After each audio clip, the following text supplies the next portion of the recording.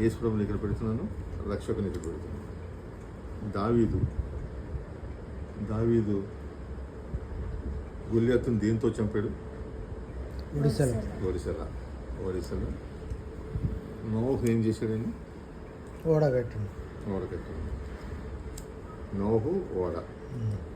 యోనా చూస్తే మీకు తిమింగలం గుర్తొస్తుంది. అపవాది ఎవరంటే అబద్ధికుడు. 5 రొట్టెలు చూస్తే ఏం గుర్తొస్తుందండి? గుర్తొస్తుంది. కాంబినేషన్ 2 చేపలు. కరెక్ట్.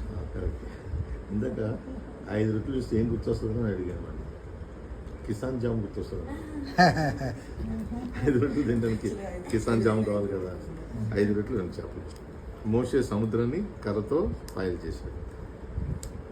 ఇప్పుడు ఇక్కడ